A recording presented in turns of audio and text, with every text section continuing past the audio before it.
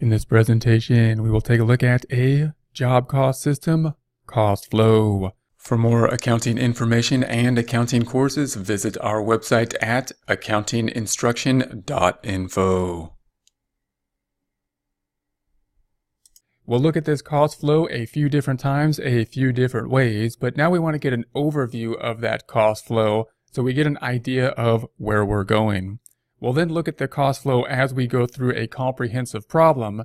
When we go through a comprehensive problem, however, we often start to look at the very specific component that we are on in a fairly long problem. So as we do that, we want to get an idea and keep an idea in our heads of what the overall cost flow will be so that we know when we're focusing in on one particular component, how it fits into the big picture. That'll give us some more context, more motivation to learn the particular step that we are looking at. So whenever we think of manufacturing costs, we want to think of materials, overhead costs, and labor. And just about any inventory that we think of, not just in terms of if we are the manufacturer, they include these items in it. It's easy to think of inventory as materials. So if we think of a TV, we think of the materials that are in the TV. But notice that a lot of that is going to be due to overhead and labor. A lot of the cost, a lot of the value, a lot of what it is. If we just took the raw materials of a TV, that wouldn't amount to much unless they were put together to format a TV. So it's important to note when we do a manufacturing company, of course, we are providing some of those products, some of that value. So we have the raw materials, we're going to have the overhead, we're going to have the labor. We're going to have to account for all three of those in the cost of whatever we make. If we make a TV, we got to include all of those in the cost of the TV. We have to track all of those costs so that we can include them in the cost of our inventory. How will that work then? Well, if we start with our materials here, clearly we will buy the materials, whatever's going to be used to create our TV, the plastic and whatnot that are going to be used to create the TV. We're going to have those, and that's going to be a part of inventory. And then we're going to start to work on those. And once we do that, we're going to put it into what we call work in process.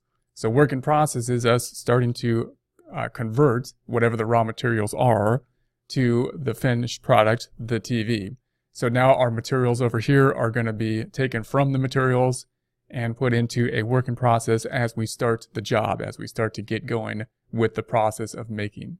Now we want to keep in mind that this work in process, this is going to be an account called work in process. And when we're thinking about a job cost system, we're not going to be able to apply anything to this work in process unless we can assign it to a job.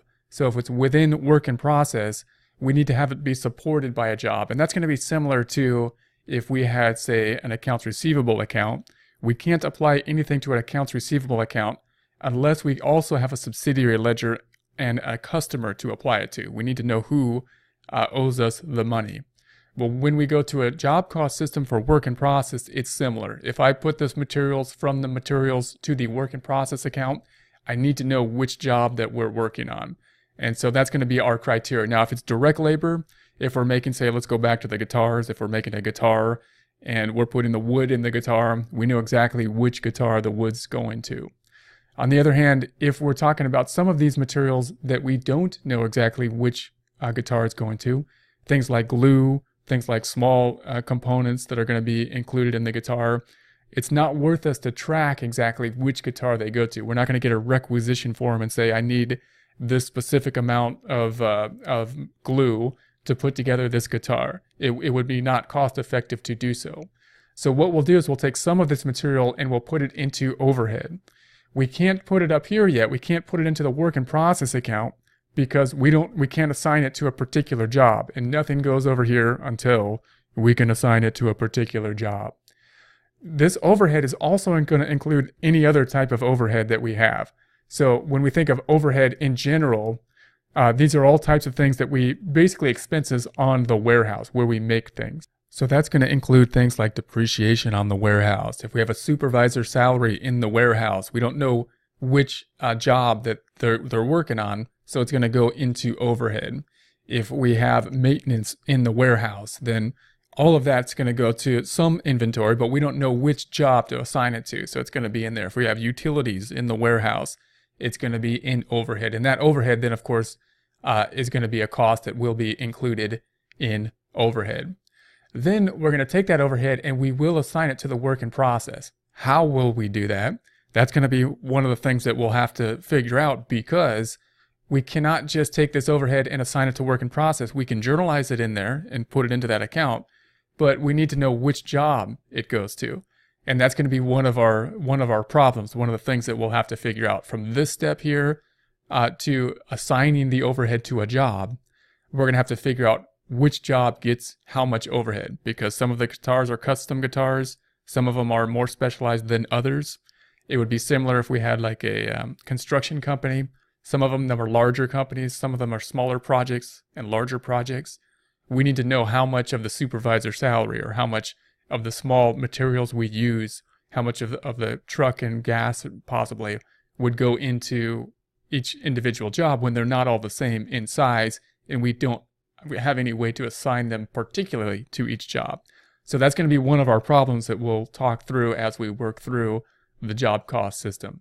The labor, same thing. We're going to take the labor and we're going to assign it to the work in process. And that's going to be direct labor. So anytime we have someone working on a particular guitar, it's pretty easy for us to see which job, which guitar that person is working on, and therefore be able to assign their cost directly to work in process and back it up by job cost sheets.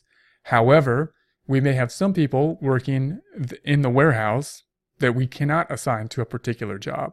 And those would be things like possibly the supervisor salary, possibly the maintenance in there, because we don't know which job it goes to, and therefore we're going to say, well, it's still labor. It's going to be labor. We're going to have payroll happening, but some of that labor is going to be directly to the job, direct labor, and some of it will be indirect. If we can't assign it directly to the job, then we're going to include it as well in this overhead.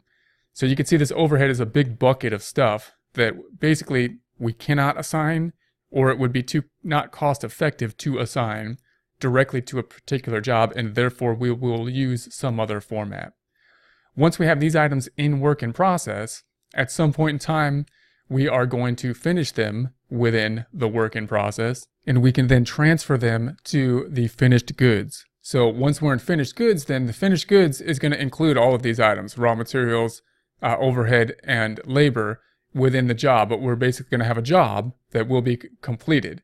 And that job will be in finished goods. We'll have the concept or the account of finished goods. Note that these two accounts on the general ledger are just going to be one account on the general ledger. We're going to have work in process, but within work in process, it's made up of job cost sheets. So these are like sub ledgers that are backing it up in a similar way as accounts receivable would be one account on the general ledger, but it's supported by a subsidiary ledger breaking that information up by customer.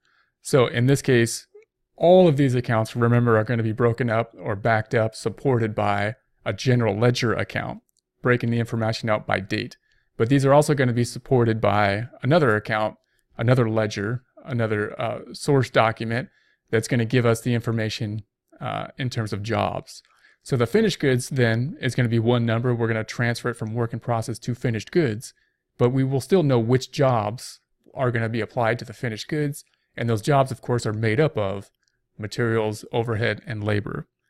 And then once we have the finished goods, we're kind of at the end product now. Now we can sell them. If we're talking about guitars, we can sell them now, right? So now it's the final step, which is similar to a merchandising company. We sell, and that'll go to cost of goods sold. Now, as we go through this process, it's easy for us to forget about just the normal sales journal entry, because this whole process leads up, of course, to us selling the inventory. That's the point of the business. But none of this is tracking the sales price. We may use the cost sheets to derive the sales price, but the sales price is not directly related to what we're tracking here. We're tracking the cost. So at the end of the day, the last journal entry is going to be increasing sales, credit to sales, and debit the accounts receivable or cash. And none of that journal entry is not being represented here, because we don't know exactly what the sales price is based on this information. What will be here is when we make a sale in a perpetual system, the second half of that journal entry is debit to cost of goods sold, the expense related to the sale. That's what's here. and a credit to inventory, a reduction of the asset related to the sale. And of course, that cost of goods sold then is going to be comprised of jobs that we're selling, a particular job that we made, particular guitars or particular construction jobs. Those jobs consisting of materials, overhead, and labor. For more accounting information and accounting courses, visit our website at accountinginstruction.info.